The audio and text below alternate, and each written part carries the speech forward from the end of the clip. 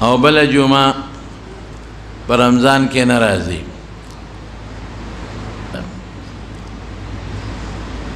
رمضان روزې ډېرې قیمتي روزې دي او چې کله د رمضان روزې مسلمانانو نیسي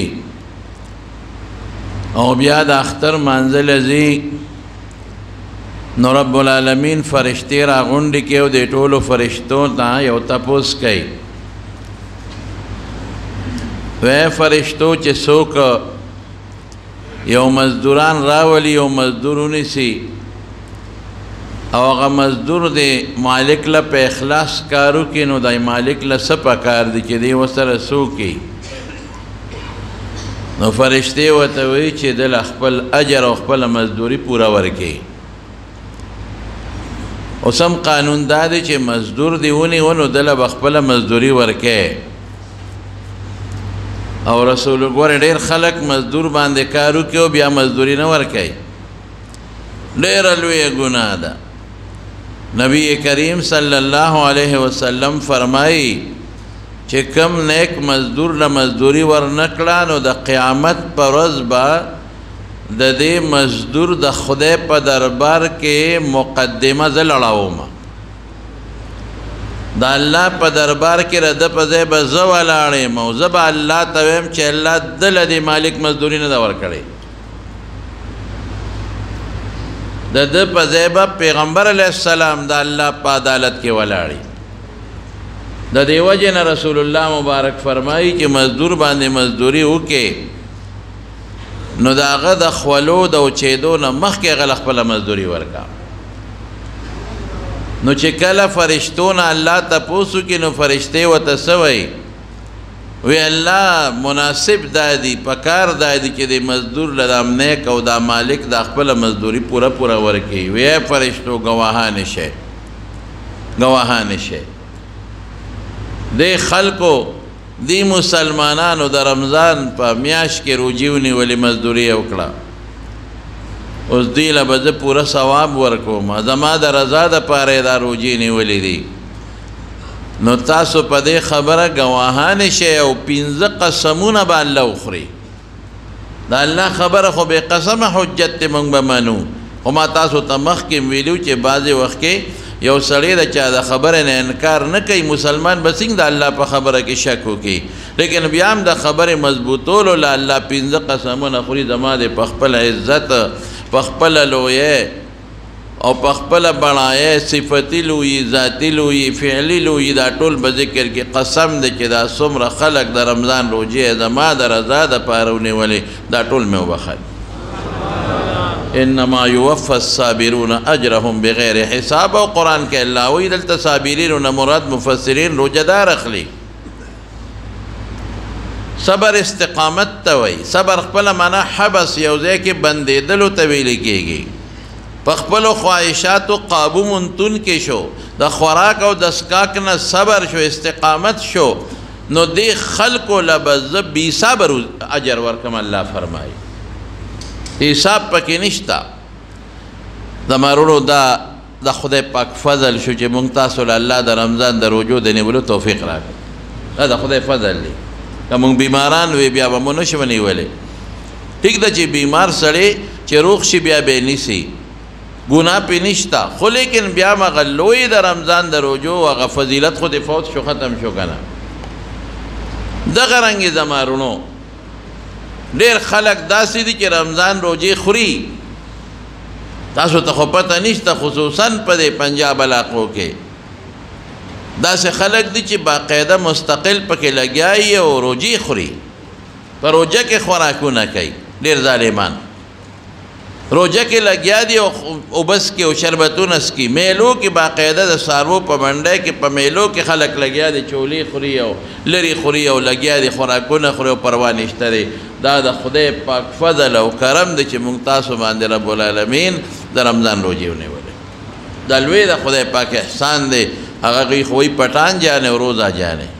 چې روزه ورته پټان جانے روزه جانے پښتون پیشه او روزه پیشه او بیا پیش دغه ته تر ناستی څه ورته وایي روزه ماتې ته یو سړی نه چا تپوس وکړی لکه تا روزه نیولې چې ته روژه ماتې ته ناست دي پکوړو ته د پرلت غځولی دی وایي دومره کافر خو هم نه چې روژه به نه ماتوم او روژه ماتې به نه خورم داسې کافر دی صحیح کړم دا د خدای پاک فضل اوس زما وروڼو یو څو کاره دي هغه درته وایم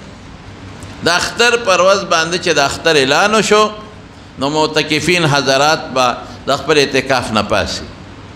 اعتکاف والا به څه کوي دی به فورا نه دي چې یاره دا خو نهر ورځې لس ورځې مې تېرې کړې په منډه کور ته دي نه چې اعلان وشي نو دی د ښه مدیدار د اعتکاف په دې ځای کې یو 2 رکعته نفل وکړي مستحب 2 رکعته نفل دی وکړي او په دې نیت دی وکړي د توبې چې خدای پاکه که زما نه څه غلطۍ شوي بیا ادبۍ شوي معافي غواړم او د شکرې نیت دې پکې وکړي دا ټیک ده چې اعتکاف پسې رسول الله مبارک 2 رکعته نه دي کړي لیکن مطلق نفل د توبې ثابت دي د شکریې ثابت دي دې په خپل عمل باندې د خدای شکر ادا کړي چې نیت کوي 2 رکعته نفل نو دې زړه کې دا راولي چې الله زه ستا شکر ادا کوم چې ما له توفیق راکړه او که ما نه څه بې ادبي شوې الله زه د هغې معافي غواړم نو بیا د الله ته ښه مزیدار په جړا کې سوالونه وکړي الله زه ستا په دې در کې ناست وم پروردګار لاول د آخرت دعا د ایمان دعا د توبې د ګناه د معاف کېدو بیا د دنیا د بچو ټولې دعاګانې کولی شي نو الله نه ښه دعا وغواړه چې الله ستا په در کې ناست وم دا 9 ورځې مې تا ته تېرې کړې الله بل څه غرض مې نشته او دا په الله به امید ساتئ چې الله تا به زما دعا قبوله کړې وي رسول الله مبارک هم فرمایي چې کله تاسو هغه د رمضان چې کلم د الله نه سوال کوي نو تاسو داسې طریقې سره سوال کوي چې تاسو دعا په قبلېدو یقیني چې الله زما دعا قبلوي د خدای در کې څه کمی نشته نو معتکفین به خدای ته دې وجاړي او ښه دعا دې وکړي د هغې نه پس خپلو کورونو ته رخصت شي او موږ هم په خپله دعا کې یادوي موږ هم ورته دعا کوو معتکفینو ته چې الله پې دا روز شپې په خیر او په خوشحالۍ تېرې کړي او الله ټول عبادتونه او دعاګانې قبولې کړي او هم غریبانان کمزوري دي په دعاګانو کې یاد کړي دویم چې د اختر ورځ شي بس چې اعلان وشو د اختر او د ماښام لمونځ دوی دلته وکړي نو بس بیا دوی تللی شي دویمه دا دي چې د اختر په ورځ به څه کوئ د اختر په ورځ هر انسان له سحر لامبل مسنون دي او وختي پاسېدل مستحب دي وختي پاسې د اختر پر ورځ ناوخته مه پاسئ وختي پاسېدل دا مستحب دي او بیا غسل دا مستحب ده چې انسان غسل وکړي ولامبي مسواک ومږي مسواک مستحب دی ولا مسواک غیر ضروري ویښته والي نوکان کټ کړي دا ولا ټول مستحب دی او خوشبو پورې کړي او نوې جامې واچوي او که نوې جامې د وسه نه کېږي نو زړې جامې دي ووینځي هغه د استعمال کړي او خپلو بچو له دې ښکلې نوې جامې واچوي دا خو اختر دی اختر خوشحالي ده اختر پر ورځ باندې چې څومره خوشحالي وشي الله پې خوشحالېږي رسول الله صلی الله علیه وسلم د حضرت عایشې صدیقې په کور کې و ماشومان یې جینکۍ وې هغوی تمبل وو د خوشحالۍ په موقع تمبل وال جایز دي منع نه دي چې ګونګړوګان پکې نه ګونګړوګان پکې نه او مقصد یې خوشحالي وي تمبل یې وو دې کې حضرت ابوبکر صدیق رضی الله تعالی عنه راغی او عایشه صدیقې له زوره نه ورکړه وی د پیغمبر په کور کې دا کار کیږي نبی کریم صلی الله علیه وسلم مخ ور واړو ابوبکر پرېږدې دا د اختر ورځ ده دا د خوشحالۍ ورځ ده او دا د اختر ورځ ده نو د اختر په ورځ باندې د خوشحالۍ اظهار کول ماشومانو له ښکلې جامې نوې جامې جوړول او که نوې د وسه نه کېږي زړې وله وینځه رسول الله صلی الله علیه وسلم د اختر پر سحر وختي راووت ماشومانو په لار کې لوبې کولې یو ماشوم داسې غلې غوندې ولاړ و خیرلو جامو کې د دې نورو ماشومانو تماشې کوله رسول الله صلی الله علیه وسلم په هغه ماشوم پوه شو ورغې وی بچې ته دوی سره ولې لوبې نه کوې او دوی څومره ښکلې پاکې جامې اغوستې دي بچې نو ستا جامې پاکې نشته چې پاکې جامې ته واچې خیرن خچن ولاړې او خیرنې جامې دې چولې دي نو ماشوم ورته په ژړا شو وی د الله رسوله دوی خو پلاران شته که نه زما پلار نشته یتیم یم دوی له خپلو پلارانو جامې راوړې دي زما پلار کم دی پلار مې نشته دی او دی له خپلو پلارانو پیزارونه اخیستي دي او خپلو پلارانو خشته کړي دي زه یتیم یم زما پلار نشته بس نبی کریم صلی الله علیه وسلم هغه یتیم ماشوم زر را په غېږ کو د حضور پاک په زړه کې په مسلمان او په ماشوم رحم ډېر زیات و دا یاد وساتئ د یتیم په سر به د رحم لاسک دی رسول الله مبارک فرمائی انا و کافل الیتیم هاکذا دا ګوتې مبارکې داسې کړې چې څوک د یتیم پالنه کوي یتیم له جامې ورکوي یتیم له ډوډۍ ورکوي د یتیم په سر لاس راکاږي رحم پې کوي وی زه او دغه انسان به په جنت کې دقسې یو ځای یو لکه دا دوه ګوتې چې یو بل سره یو ځای دی یتیم په سر به لاس راکاږي یتیمانانو خیال بساته دی وجه نه اکثر دا یو تقریر کومه په چا به ښه لګي په چا به بد لګي زم چې یو انسان پلار مړ شو ماشومان یتیمانان پاتې شو نو دا خلک لګي یو مقبرې ته ولسخاتونه وړي او جانمازونه وړي د خدای ظالمانو ظلم مه کوي دا خو یتیمانان بچي پاتې شو په دې مال کې خو د یتیمانانو بچو حق دی د څه کوئ ظلم ورسره کوي غریبانان دي په پردی کوټه کې غریبانان پراتی اکثر یا که خپله کوټه موین د رزق درکې نه لري او ماشومان یتیمانان پاتې شو د یتیم مال اخو ماشومان دي ته څنګه په سخاتونو کې تقسیمو په خیراتونو کې تقسیمې د یتیم مال خوړل ډېر لوی جرم دی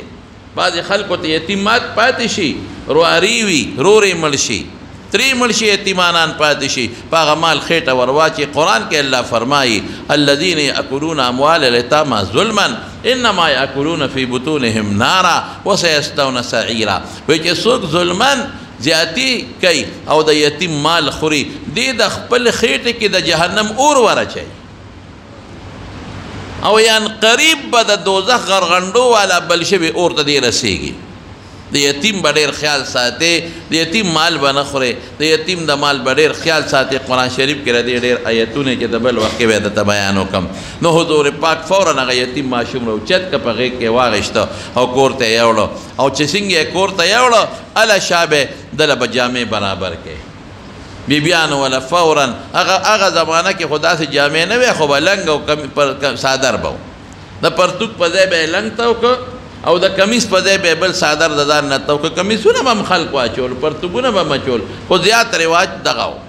بس جامې خشتې ولمبه او صفې که پاکې که خوشبویې که جامې ورته واچولې او بیا بار اوس بچې ها او د ماشومانو سره لوبې کوه هغه یتیم راغی وړو سره هغه لوبې ټوپونه شروع کړل نو یو هلک ورته وي هلکه څنګه خوشحاله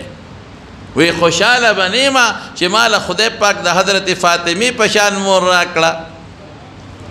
او د عایشې په شان او خوشحاله به نه یم چې ما له خدای د رسول الله مبارک په شان پلار راکړ په دې به نه یم خوشحاله زما وروڼو تاسو هم دا مهرباني کوئ خپلو بچو له هم ښې جامې ورکړئ پاکې صفا او یتیمانان که ستاسو په ګاونډ کې وي په دې نه خوارېږئ بالکل پې نه خوارېږئ یتیمانانو له یا که ستاسو په ګاونډ کې کم مسکینان او کم فقیرانی یو جوړه جوړه جامې والا والے زکات کې ولا والے خیر دی که زکات تر باندې نه او که زکات دي صدقه خیراتو کې خوشحاله کې دا ګاونډیان د ټولو مالدارو له پکار دي چې دوی د خپل ګاونډیان خوشحاله کړي او په رشته دارۍ کې که کم غریبانان مسکینان خوشحاله کې ډېر خلک داسې دي چې د هغې د جهیز وس نه کېږي د لورې وي او نکاح ترې غواړي د غریب دا وس نه کېږي چې دی له کټ پالنګ والي دا وس یې نه کېږي چې ول لوښي جوړه جامې والي دا ستاسو په دې مال کې د دې غریبانانو حقونه دي زما وروڼو ګورئ او په دې مه یریږئ زه راته قسمیان وایم ګورې ما تاسو ته مخکې ویلي دي زه راته دا خبره مضبوطوم زما خبره خو بس هم تاسو منئ زه خو د خدای او د رسول د قرآن خبره کوم ضمناً پکې راته یو واقعه ترغیبا ذکر کم نو زه تاسو ته دا قسمیان وایم چې ستاسو مال به په دې نه کمیږي خدای پاک به زیاتوي ولې زه قسمیان وایم ځکه ترمذي کې حدیث پیغمبر مبارک په دې قسم خوړلی په دریو څیزونو رسول الله مبارک قسم خوړلی یو پکې دا ده چې صدقې سره مال کمیږي نه مال به زیاتېږي نو تاسو ټولو ته زما چې څومره آواز اورئ او که په موبایل زما آواز اورئ او که داسې زما آواز اورئ او که دلته کې ناست یې زما ټول وروڼه یې زړه مو در باندې خفه کېږي هغه شی به د ځان تاسو له خوښوم چې ځان له خوښ کړم د مسلمان دا خاصیت دی چې څومره هم په ګاونډ او په رشته کې غریبانان دي او بېوسه دي جامې والا والی ماشومان یتیمانان دي جامې والا والی قسم دې په اختر کې به د ډېرو خلکو په کور کې د پراټې وس به نه کېږي چې ځان له ماشومان له پراټه پخه کړي یو تروړ والا والی کنه صدقه فطر سرسایه کې ورکې سرسایې نه علاوه له داسې والی یو تروړ ورولېږي یو رکوټ ټیم کې غوړي والا ورولېږي کنه د اختر په ورځ به ځان له هغې غریبانان د خوشحالۍ ته به نری غوښې خورې او ته به پراټې خورې او ته به وریجې خورې او ستا غریب ګاونډي ماشومان به غریبانان دقسې وي افسوس خدای به دله د قیامت پر ورځ تپوس کوي دا مال او دولت خو د خدای په لاس کې دی دا خو تا نه اخیستي شي هغه هم ورکولی شي نن هغه ماشومان یتیمانان دي ستا د هم یتیمانان کولی شي زمانونو د پیغمبر مبارکه اقوال دي ځان کې سخا پیدا کې پیسو سره څه دغه دنیا د روانه ده څومره خلک روزانه یو دوه راګیا دي مري او د دنیا دولت ته پاتې کېږي او بنګلې ته پاتې کېږي دقسې به مونږ ځو دغه پیسې به په بینکونو کې او دغه پیسې به زمونږ نه په خزانو کې پاتې شو مونږ به ترې لاړ شو او بیا به ارمان کوو ګوتې به مروړو هېڅ په لاس نه راځي تاسو ته زه د زړه نه خبره کوم د مینې خبره درته کوم د محبت خبره درته کوم چې تاسو مهرباني وکړئ دې غریبانانو له بې کسو له یو تروړو والی نه به کمیږي خدای به اجر درکوي رمضان کې ثواب هم ډېر دی غوړي والا والی غوښه والا والی غریبانان روجې والا والی چې هغه ځان نه پخېږي د اختر په ورځ باندې مزدورانو نن په مزدورۍ کې څه دي د دیاړیمارو غریبانانو څه دي 500-600 روپۍ مزدوري دا هم په رمضان کې څوک نشي کولی په 500-600 روپۍ کې که یو سړي ته مریض پېښ شو دی به څه کوي یو ګیل کار دی مثلا 1,000-1,200 د هغه مزدوري ده په 1,200 څه کېږي که مزدور که دغه ورته پېښ شو مریض ورته پېښ شو خدای شته په یو ساعت کې دا ټولې ختمېږي نو تاسو دا دیاړیمار دا غریبانان او فقیران هر چا ته په خپل ګاونډ کې معلوم دي یا رشته داران هغې له ورکئ او سخاګانې وکئ به هر کیف یو خدا شوه پاکې جامې او نوې جامې دا به کوئ بل به د اختر مانځله د کلي نه بار وځئ د اختر مانځله د کلي نه بار وتل سنت دی بلکې دور مختار لیکلی دی او زموږ نورو فقهاو لیکلی دي چې بغیر د عذر نه د خپل محلې په جومات کې د اختر مونځ مکروه تحریمي دی عذر دا دی چې باران وشو بار سړی نشي وتی دا عذر شو عذر دا دی چې د چا دشمني ده او دی بار نشي وتی یری ده دا یو عذر شو مثال پته ور عذر دا دی چې بار د اختر د مانځه ځای بالکل نشته څه انتظام نشته چې خلک بار را اوځي نو دا یو عذر کیدی شي لیکن الحمدلله نن هغه عذرونه نشته نن د کلو نه بار د دنیا ډاګې دي د دنیا شاملاتونه دي غټې غټې عیدګاهونه دي څه عذر دی خلکو ته چې نه په سکول کې هم کولی شي د سکول په ګراونډ کې هم کولی شي ګوره د مسجد نبوي د مونځ څونه ثواب دو حدیث دی یو کمزوری دی لږ 500,000 والا لږ کمزوری دی او هغه زرو والا مضبوط روایت دی چې د مسجد نبوي کې چا یو مونځ وکړه دله به خدای 50,000 مونځونو ثواب ورکړي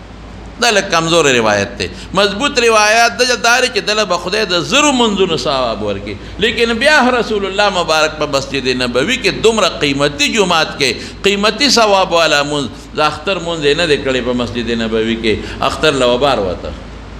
د جومات نه بار به وته ولته به د اختر مونځ کوو په یو عام میدان کې به د اختر مونځ کوو ځمکه خو چوچه شي پاکه شوه خیر و خلاص ځان سره جانماز سړی یوسي نو بغیر د عذر نه د اختر مونځ د محلې په جومات کې کول علما وایي مکروه تحریمي دي نو اختر مانځله بار وتل زمونږ عیدګاه کې خبره راته یاده شي یره مې نشي د اختر مونځ به په کم په 2 بجې کوي انشاءالله ښه عیدګاه کې تورنګزو په عیدګاه کې به انشاءالله موږ د اختر مونځ په پوکم 2 بجې انشاءالله العزیز فکس په پوکم 2 بجې انشاءالله د اختر مونځ مونږ کوو به هر کیف د اختر مانځله دی وځي او چې د اختر مانځله ځي نو په ښي طرف دی روان شي او چې واپس راځي په بله لار دی راځي رسول الله صلی الله علیه وسلم په ترمذی شریف کې حدیث ته به په یو لار راته به په بل لار په یو لار به ته او دا تکبیرونه خو د لوی اختر په معروض باندې خلک وایي په زوره لیکن که د رکوټې اختر په ورځ هم څوک ځان سره پټ په لاره تکبیرات وایي نو ګنجایش یې شته ځان سره تکبیرات ووایي د رکوټې اختر د مانځه نه مخکې خوراک کول دا مستحب دی سنت دی او کجوري خوړل دا بیا سنت دی د اختر د مانځه نه مخکې چې سړی خوراک وکړي او کجوري په مکه مکرمه کې یا په مدینه منوره کې هلته چې سار وختي مانځله خلک لاړ شي نو بیا واپس نه راځي بیا د اختر منځ کې واپس راځي. نو چې د اختر څنګه د سهار منځو کې خلک په صفونو کې کښېني، نو د عربو د ماشومانو سره کجورې وي، ټاپیانې وي ورسره، او په دې خلکو باندې په دې صفونو کې ګرځئ. نو چې څوک دوه والي هغه ماشوم ورته وایي یو بله مواله خذ واحده، یو کجوره بله مواله.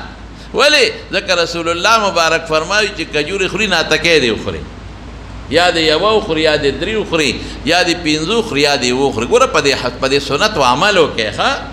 بل خوږ شی هم خوړی شي، خو کجوره زیاته مستحبه ده. نو درې کجورې ناتکی دا د اختر د مانځه نه مخکې د کور کې هم خوړی شي، دا وخورئ، دا مستحب دی. او په لوی اختر کې بیا مستحب دا دی چې د لوی اختر په قربانۍ په غوښه او بیا د قربانۍ د څاروي په اینه باندې خوراک وکړي او د هغې نه مخکې خوراک نه کوي. دا د اختر شوه. او زمارونو صدقه فطر به ورکوئ. صدقه فطر مونږ ورته سرسایه وایو. هر وخت کې په رمضان کې ورکولی شي، اگر چې زمونږ د بعض امامانو سره اختلاف پکې شته، خو د امام ابو حنیفه رحمت الله علیه په ټول رمضان کې ورکولی شي. اوس په دې لسو شپو کې ورځو کې هم ورکولی شي، خو بهتر ټیم یې کم دی ادا چې د اختر پر ورځ د سهار مونځو شي او د اختر مانځه ځای دې درمیان کې ورکړي. د اختر د مانځه نه مخکې د اختر پر ورځ دې وخت کې صدقه فطر ورکړي، سرسایه دی بهتر ټیم دی. سرسایه به څوک ورکوي؟ نو خو ډېر اوږده مسایل دی، خو چې کم سړي باندې زکات فرض دی او زکات ورکوي دی به سرسایه ورکوي. د ځان به هم ورکوي او د خپلو نابالغو بچو به هم ورکوي. صرف لږ فرق دی د دواړو په منځ کې. هغه لږ فرق یې دا دی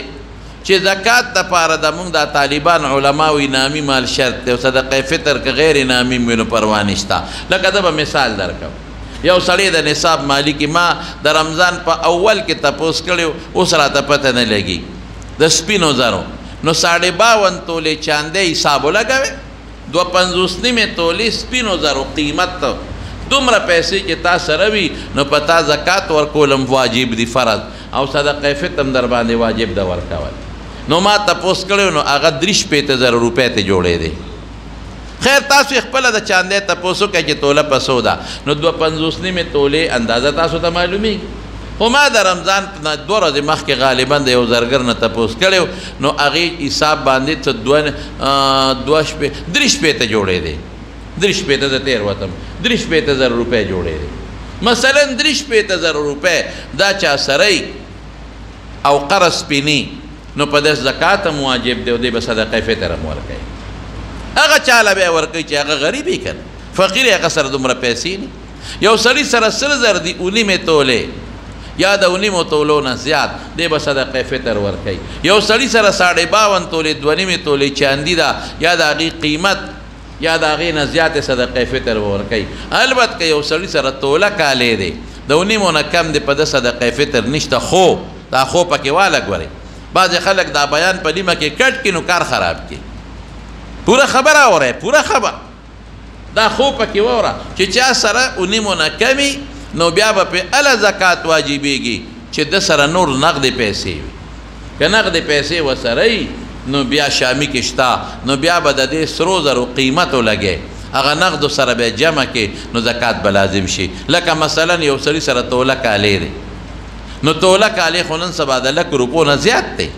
زکات پې نشته. خو که نغدې پیسې د سره مثلا 1,000 2,000 15,000 هر څومره چې وي، نو بیا به دغه کالی قیمت کې هغې سره به جمع کې، نو بیا خو د 2,000 نه زیاتې دي، نو بیا به صدقه فطر ورکوي. دا د ضرورت سامان پکې نه راځي، د ضرورت سامان به پکې نه حسابې. د کور کټ پیالی فرج شو، موبایل شو، د زمیندار قلبه شوه، سنډه شوه، دا پکې نه راځي. د ضرورت نه زیات سامان د هغې قیمت. یو سړی دکاندار دی، د خپل دکان د سامان قیمت به هم لګوي. دی مثال. لیکن اوس زکات او دې کې لږ معمولي فرق دی. د یو سړي 2 کوره دي، نغدې ورسره هېڅ هم نشته، 2 کوره دي، یو کې اوسېږي، یو یې د ضرورت نه زیات دی. پراپرټی نه دی اخیستی، پراپرټی اخیستی دی او قیمت یې 53,000 ته ورسېد، خو بیا به زکات هم ورکوي، صدقه فطر به هم ورکوي. پراپرټی نه دی اخیستی، یو کور کې اوسېږي، یو یې ځان له زیاتې اخیستې چې زما د بچو بشي، سبا مې بچي لوی شي، دی له پکې کورونه جوړ کړم. نو اوس په ده باندې زکات نشته چې پراپرټی له تجارت لی نه اخیستې.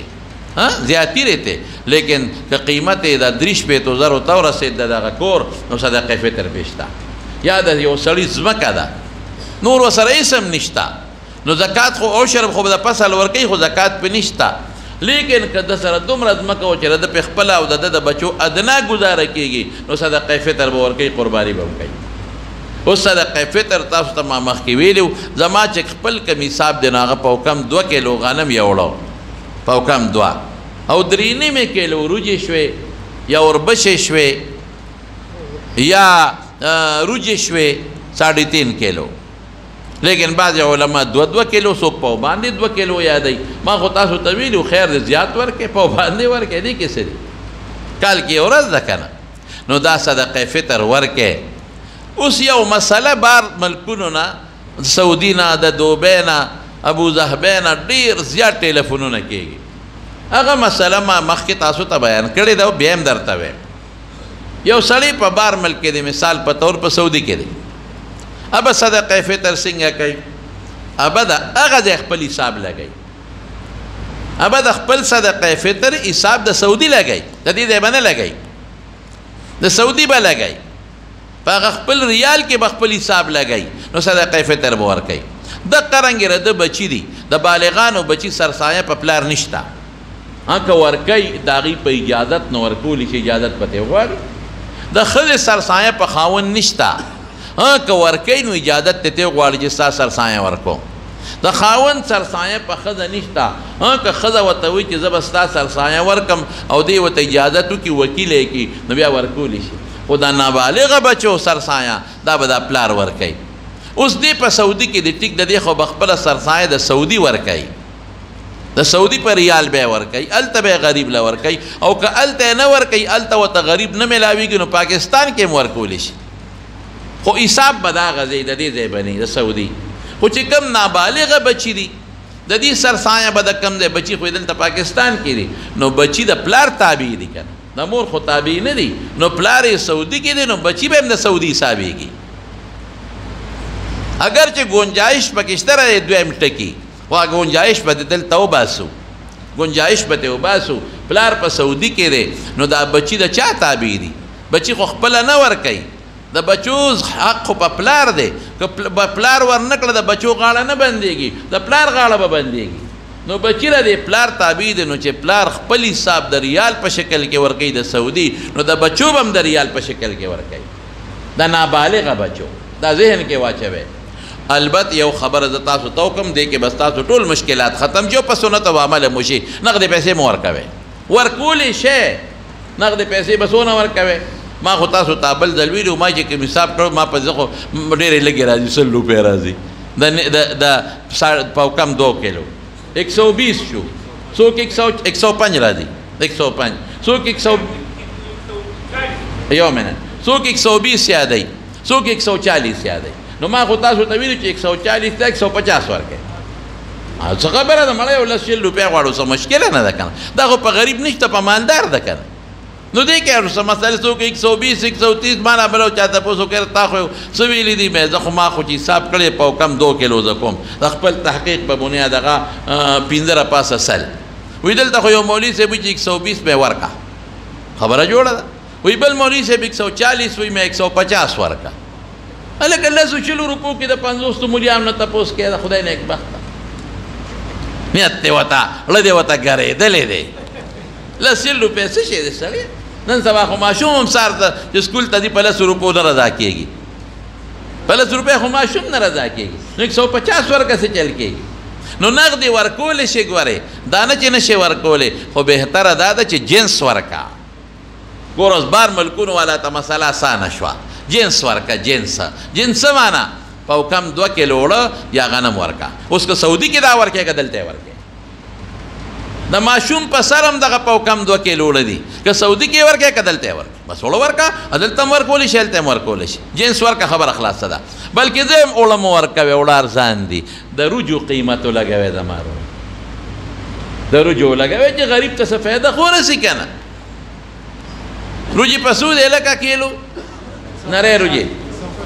150 نو 150 3 کیلو پسو شویتا سو باندی دی صاحب کو ہاں جی څلور نیم سوه او د نیمې 75 شوې نو څو شوې لکه 525 525 روپۍ د روجو په حساب کېږي دغه ورکه چې د غریب کار پې وشي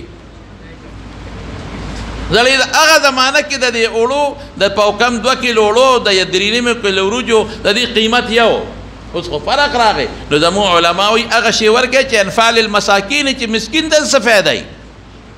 100 روپۍ خو ماشوم چې سکول ته ځي په 100 روپۍ رضا کېږي ته خدای سره دا ټوکې کې زما وروڼو ورکړئ ښه چې چا وس کېږي او کم مالدارانې نو 525 روپۍ د روجو جوړېږي بلکې روجې والی 3 کیلو روجې والی د یو کس په سر باندې غریبانانو له ورکړي دا خو مړه په مالدار ده که نه یار په غریب خو نه ده که نه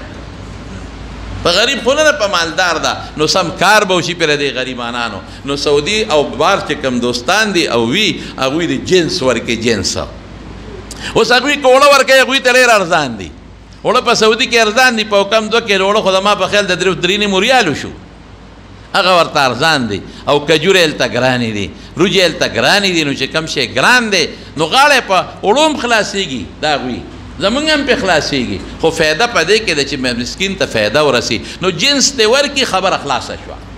د خپل ځان دا بار مسافر یادوم د خپل ځان او د خپلو نابالغه بچو جنس دې ورکړي د یو کس په سر که ماشوم دی او که پلار یې دی په کم 2 کیلو اوړه یا غنم یا 3 کیلو روجې یا وربشې یا 3 کیلو کجورې دا دې ورکړي ډېره ښه به شي هلته که غریبانان وي هلته دې ورکړي ډېره بهتره ده بار ملکې او که هلته ورته غریب مسکین فقیر نه میلاویږي نو کور ته ټیلیفون وکړي ښځې ته نورو ته چې زما را طرف نه د دې بچو را طرف نه ورکړي وکیلان دې کړي دا اسانه خبره شوه دا صدقه فطر به ورکړي د اختر د مانځه نه مخکې ګورئ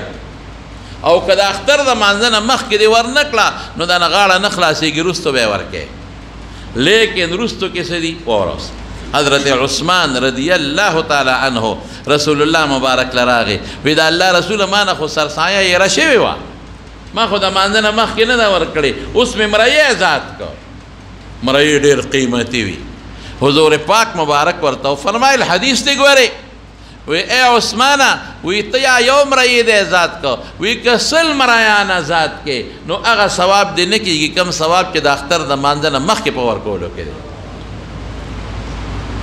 دا مہربانیو کے دا صدقہ فطر و سرسایاں ورکے سوئی نا نکوان وصولنا ورکے سرسایاں رور کا غریب رور لورکولی شی خور کا غریب خور لورکولی شی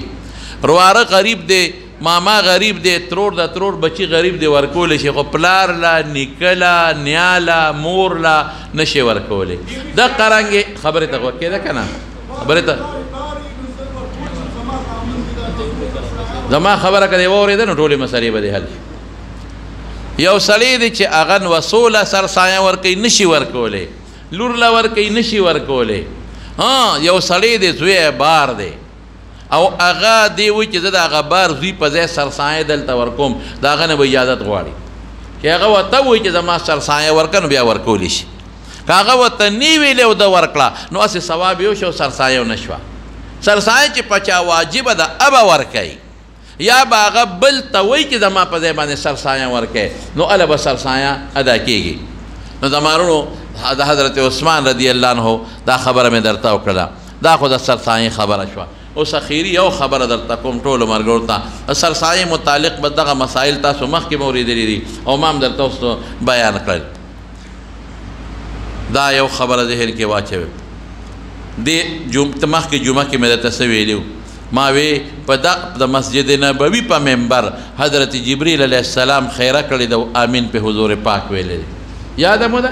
او سی ویلی دی چې په رمضان میاشت په چاراله او د هغه عبادتونه که چې ځان په خدای وبخي نو خدای د خدای هلاک رغبان فرجل معنا خدای دې هلاک د دې خیرو لاندې را نشو یار مونږ خو هغسې عبادت نه دی کړی څوک به وایي چې ما هغسې کړی نه دی کړی ما نه دی کړی تا نه دی کړی بل نه دی کړی مونږ هغسې عبادت کوم ځای کولی شو نو مونږ به یو کار کوو د خیر وخت کې الله ته به توبه وباسو معافي به وغواړو الله مونږ بې کسه یو الله مونږ بې څوک یو الله زمونږ نه شیطان هم تو دی نفس هم رانه تو دی خواهشات هم رانه تو دی الله ډېر بېکسه یو. دا د صحابو او د تابعینو نه هم ته وو، خو بل شان خلک وو. مونږ نه دي کړی، مونږ کوتاهي کړې ده. دا نه وایو چې زمونږ عذر نشته، مونږ کوتاهي کړې ده. الله مونږ کوتاهي کړې ده. پکار دا و چې مونږ په دې کې پوره عبادت کړی وي. پکار دا چې مونږ په 3 ورځو کې په 2 ورځو کې د قرآن شریف ختم کړی وي. پکار دا و چې مونږه نفلونه کړی وي. پکار دا و چې مونږه غیبت نه وي کړی. پکار دا و چې مونږ دروغ نه وي ویلي. پکار دا و چې مونږ چا سره چا تبت نه وي رسولې په ژبه او په لاس. خدا زمونږ نه شوي دي. نو څه به کوو؟ توبه به وباسو، توبه به وباسو چې د خیرونه بچ شو که نه. جړا سره به الله ته توبه وباسو. دا به وایو یا الله زمونږ تا ته توبه ده. نو په توبه باندې رب العالمین ډېر زیات خوشحالېږي. په توبه باندې الله ډېر زیات خوشحالېږي، لږ نه ډېر زیات پې خوشحالېږي. مالک ابن دینار رحمت الله علیه ډېر لوی بزرګ تېر شوی، لوی بزرګ. اوس د هغه د بزرګۍ واقعات کتابونو کې شته، خو وخت نشته. نو هغه نه چا تپوس وکړو په دې خپلو رشته دارو کې، وایي دا دومره لوی مقام چې تاله خدای پاک درکړو، د دې څه سبب دی؟ هغه وایي زما یو وینځه وه او ډېره زیاته مې خوښه وه. بازار کې مې خوښه شوه نو وا مې غېشته، ډېره ښایسته وه، ښکلې وه، خوښه مې شوه، وا مې غېشته. د هغې نه خدای مال یو ماشومه لور راکړه. لور د مور نه زیاته ښکلې وه. هغه لور به مې غېږ کې وه، زه ډېر زیات ورته خوشحاله وم. ما به مونځ هم نه کوم، ما به روجې هم نه نیولې، ما به شراب هم څکل. د دنیا چې څه ناروا و هغه مې کول. دا ماشومه زما د غېږ کې وه، زما به ډېره خوښه وه، هر وخت به مې غېږ کې وه. نو چې ما به شراب څکل نو دې ماشومې به دیکا ورکړه، ګیلاس پې رانه خوا غورځم. بعضې ماشومو خیال دا ماشومه به زما په دې دغه کې غېږ کې وه، نو چې ما به څه داسې د ګناه کار کو نو دې به ماله سپېړه راکړه. حالانکې ډېره پوټینۍ ده. بعضې ماشوم له خدای عقل او پوهه ورکړي. ډېره زیاته مې خوښه وه دا ماشومه په 2 کالو چې عمر ته ورسېده سره پاسه دا مړه شوه. چې مړه شوه وایي زما د زړه بیماري ورپسې ولګېده او دې ماشومې په داسې هم لکه لیوني په شان دی. انتهایی ورپسې زه خفه یم دې ماشومې پسې، جاړم ورپسې او قبر له یم ځم. واقعي ماشوم ته رب العالمین حضور پاک فرمایي د زړه میوه ویلې ده، ثمرة الفؤاد د زړه میوه ده. ماشومه مړه شوه، ورپسې خفه یم ډېر زیاته. وایي د 15 د شعبان د شب قدر شپه ده او د جمعې شپه ده او د ماسخوتن مونځ هم ما نه دی کړی، ځکه ما خو تاسو ته وایي چې حالت مخکې بل شان، ماسخوتن مونځ مې هم نه دی کړی. او اوده شومه، وایي چې اوده شومه اوس د قیامت میدان وینم، دې کې شپېلی ووالي شي او دا ځمکه شلیږي او د قبرونو نه خلک راوځي، ځمکه شلیږي او خلک د قبرونو نه راوځي او منډې دي روان دي میدان ته د حساب کتاب. او لوی هیبت دی او لوی غوغا ده او لوی شر شور دی او چغې چغې دي. وایي زه هم لاړم وایي چې د میدان ته لاړم او دا هیبت دی او دا خلک د دې قبرونو نه راوځي. قرآن کې به الله فرمایي اذا هم من الاجداث الی ربهم ینسلون. نو یې دې کې یو زیړ خامار دی، اجدها ما پسې شوی، خو سرب غټ اجدها خامار دی، تک زیړ او هیبتناک شکل یې دی او ما پسې شوی دی. زه مخکې مو دا شرم دا خامار را پسې دی. و یو سړی ولاړ دی، د شکل نه ټپ ټیپ دی خو ډېر ښکلی دی، ډېر ښایسته دی او تکې سپینې جامې اچولې دي او خوشبویي ترې روانه ده او نور ټپ ټیپ دی، ښایسته شکل یې دی، مخ شکل جامې ښایسته خوشبویي. نو دې سړي له ما ور منډه کړې، ما ویې د خدای بنده ما بچ که دا خامار را پسې دی. وایي سړی ما ته وایي چې ملګري زه تا نشم بچ کولی، زما طاقت کم دی، په دې خامار مې وس نه رسېږي، د دې ډېر زیات طاقت دی او ډېر مضبوط طاقت دی، دنه دا زه نشم بچ کولی. خو داسې وکړه چې مخامخ دې محل ته ورشه، دې کې د مسلمانانو امانتونه پراته دي، کیدای شي تا ته پکې داسې امانت میلو شي چې د هغې د وجې ته د خامار نه بچ شي. وایي زه لاړم هغه قلا له، وایي چې قلا له ورغلم، د قلا په غټو دروازو باندې پردې وې ځاندې دي. وایي چې زه ورنږدې شوم، ما چغه کړې چې که زما امانت دی کې د خدای خاطر وکړې، ما له خپل امانت راکړې، غټه اجدها را پسې د خوري مې. وایي دی کې پردې کولاو شوې، و چې پردې کولو شو زه ور دننه شومه نو پکې دننه سوړي دي غارونه دي په هغې نورې پردې دي او د ریخمو خشته پردې په یوې ځان دي څوک شته نه ورننوتم قلا ته ما وی ای خود خلقه که دننه څوک یو زما امانت چا سړي ماله راکې ما لکه دا و چې یا به کوتکي یا به توری یا به بل څیز داسې امانت پهیل مهرباني وکړې ماله راکې دا اجدها را پسې ده ډېره خطرناکه ده طاقت یې نه لرمه چې د دې اجدها نه زه بچ شم وی هغه چې دا اواز مې څنګه وکړ نو وی په دې کې د دې نه خلک راووتل د سوړو ماشومان راووتل واړه واړه وی چې راووتل دا ماشومان ټولو او ما اوس وکتل زما هغه ماشومه لور هم پکې ده او دې اجدها پسې رامنډه کړې او چغې په دې اجدها جوړې کړې وی اجدها رانه لاړه وتښتېده وی هغه ماشومه لور راله او ما سره په دې غېږ کې کېناسته وی ما ورته وی چې بچې ته دلته څه کې وی راته وی چې بابا زه ستا امانت یم که نه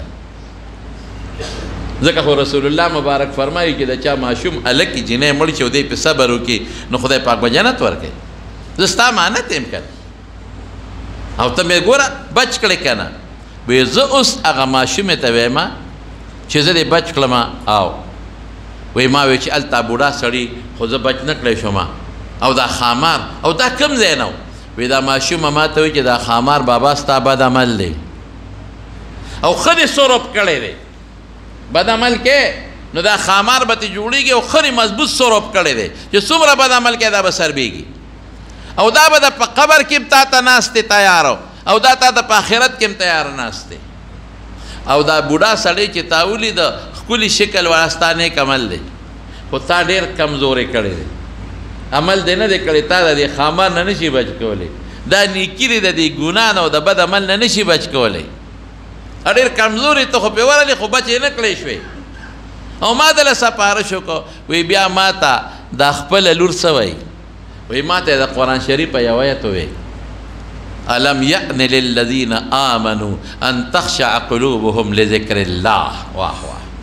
مسلمان للا هغه وخت نه دی راغلی چې د الله د ذکر د وجې نه د ده په زړه کې د خدای پاک عظمت او لویي راشي او یره راشي وی ما چې بچې ته خو ماشومه مړه شوې تا له قرآن درځي وی او بابا مونږ قرآن زده کړی دی ستاسو نه مونږ له قرآن راځي بابا توبه وباسه توبه وباسه که دې خامان نه شي بچ کړی وی راویښ شم چې راویښ شم لاړم او توبه مې وایسته نو مالک ابن دینار وایي چې دا لویه مرتبه ما له خدای د ولایت را کړې ده دا د هغې د خوب د ماشومې لور د تلقین د توبې د وجې نه چې ما ته توبه وښوله او ما توبه وایستله یا ایها الذین آمنوا توبوا الی الله توبة نصوحا خدای اخلاص توبه وباسه داسې نه پښتانه وایي توبه توبه ده بد او چې څوک نه نو بیا حمله په بدو توبه توبه توبه د ګناه نه توبه د ماري په نسوه توبه توبه او ټماټر چې خرڅوي نو څښا پې لاندې او غټ پې د پاسه توبه توبه توبه توبه د ګناه نه زما توبه ده او تله کې بیا ډز دې ورکړي تر دې حق بیا وې توبه توبه توبه استغفار تسبیح هم د سره دی تسبیح دې پاړولو واړه یې کړې دومره تسبیح اړی چې ښه په مګلو دې واړه یې کړی او هلته کې چې بیا پولې ته ودرېږي نو پردی له ډز ورکړي دا توبه ده دا توبه نه ده ګناه به توبه څه ته وایي ګناه به پرېږدې او چې دې کړي ده وی خدای معافي غواړم او آینده له به قصد کوي چې بیا به نه کوم صبح در کف توبه برلم دل پر از ذوقی گناه معصیت را خندم آیت به استغفار ما وی تسبیح پلاس کی دیو پخلی توبه توبه اوڑه کی گناه وی شیطان نور مخاندی و خوشحالی کی زخم غرق لے اس اللہ پا توبه خوشحالی کی گوری خواہ توبه با اللہ توبه سی توبه کی عجزی ده کنا او دا خدای لوی ده چې دایم یا الله معاف مې کې نو ما ځان عاجزه که کنه او الله مې قادر وګڼه چې خدای ته قادر یې زما په نیمو باندې لکه دې که نه دی هر وخت مونږ رانیوي شي د الله د وحدانیت او د الله د توحید او الله د یووالي مضبوط یقین په خپل کې وساتئ چې هر څه خیر او شر د الله په قبضه قدرت کې دي. مال خیر راکولی شي، هېڅوک رکاوټ نشي جوړېدی، او ما نه صرف او صرف رب العالمین شر دفع کولی شي، بل څوک نشي دفع کولی. که بل سړی ما نه شر دفع کوي نو الله ولا طاقت ورکوي، الله ولا پړه کې ورواچي. زمانونو حضور پاک فرمایي یو اوږد حدیث دی، بخاری کې هم دی، په نورو کتابونو کې هم دی. زه به یې لنډ درته مختصر کړم. یو سړی یو صحرا کې روان دی، یو اس ورسره دی، په اس ته د خوراک هم دی، سامان او اوبه هم دي، هر څه پې پراته دي. او دی په یو لوی صحرا ده، د ویه مهلکه لري، خطرناکه صحرا د ځنګل دی. او دی هلته اوده شو، چې اوده شو راپاسېد اسی نو. دی سړي خو مرګ ولید، او خدای پاکه اس شو، دی خوا منډې اخوا منډې، دی خوا منډې اخوا منډې، خو اسې راګیر نه کاستې لاړو تښتېد. او په خوراک څکا کې ټول په اس ته پاسه پراته دي، هر څه پراته دي. نو دی وایي خدایه دلته خو صوبه هم نشته، خو په اس پرتې وې لاړې، خوراک هم نشته، په اس پراته ولاړه، او د صحرا نه وتې هم نشم، دا خو څه خطرناکه صحرا ځنګل دی، دې سره به څه کومه. دی منډې وایي لږ هم پرې راشي او تند هم پرې راشي، او خپل ځای له واپس راشي چې دلته به کښېنم، بس سا به رانه وخېږي. هلته دې څملې اوده شي، چې اوده چې سترګې راوغړي اسې خوا کې ولاړې. واه واه، اس ته چې وګورې اوبه هم پې پرتې دي، خوراک هم پې پروت دی، پوره شی ته کم نه دی، جون ورته میلاو شو. دی دومره خوشحاله شي چې د خوشحالۍ نه یې خوله تېروځي. دی وایي یخ خدایه ته مې بندې او زه دې رب یم. خطا شي لکه په دې خدای سړی نه نیسي، انسان دې خطا شي. رسول الله مبارک فرمایي دونه خوشحالي، دا د خوشحالۍ اظهار دی چې خدای ته مې بنده او زه دې رب یم، دونه خوشحالي. نو دا سړی چې په دې اس موندلو څونه خوشحالېږي، وایي الله پاک د مسلمان په توبه ر دې نه زیات خوشحالېږي. یاره لوی ارحم الراحمین دی زما وروڼو، موږ وله ګناه کوو، دی بیا هم موږ معاف کوي.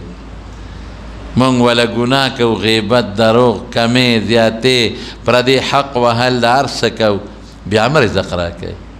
بیا هم ډوډۍ راکوي، بیا هم سترګې راکړي دي، بیا هم پوزه راکړې ده، بیا هم ښکلی شکل راکړی دی، بیا هم بچي راکوي، بیا هم عزت راکوي. رښتیا ووایه قسم په خدای که دونه مور په بچي مهربانه، قسم دې که دومره پلار په خپل بچي مهربانه، قسم دې که دومره مشر په خپل کشر مهربانه، څومره چې زموږ رک په مو مهربانه دی. موږ له څه نه دي راکړی، موږ یې خوشحاله کړي یو، خو موږ خوشحاله نه کوو. موږ له روغ صحت راکړی دی، موږ له بچي راکړي دي، موږ له ښکلی ژوند راکړی دی، او مړه هر څه پرېږده او پیسه کمه ډېره، موږ له مسلمانۍ او ایمان راکړی دی، موږ له ښکلی مبارک پیغمبر راکړی دی، موږ له عظیم قرآن غوندې د نصیحت نه ډک کتاب راکړی دی، لیکن موږ دغه خدای یاد نه کړه، موږ ورته شا کړه. د زړه د اخلاص نه به خپل رب ته توبه وباسو، استغفار وایه او توبه وباسو، او دا څو ورځې پاتې روزانه یو ځل صلات تسبیح وکړئ ښه انشاءالله، او درود شریف ووایئ او ذکرونه وکړئ. الله نه معافي غواړئ د ژوند او د مرګ. ورې وروڼو هېڅ پته نه لګي چې مرګ راله کله راځي، چې داسې وخت کې مرګ راشي چې موږ خپل رب د موږ نه خوشحاله یي، چې داسې وخت کې موږ له مرګ را نشي چې خپل رب زموږ نه خپئ. دا سوال ورسره کوئ، ما غریب ګناهګار لم کوئ او ځان لم کوئ، وایي خدایه هغه وخت موږ له مرګ راولې چې ته رانه خوشحاله، او چې کم وخت ته رانه خپئ نو خدایه هغه وخت زموږ نه ساه مه اخله رب. دا به کوئ انشاءالله العظیم، او شکر به ادا کوئ انشاءالله العظیم، کوو به انشاءالله. نو دا څو خبرې مې ستاسو خدمت کې عرض کړې.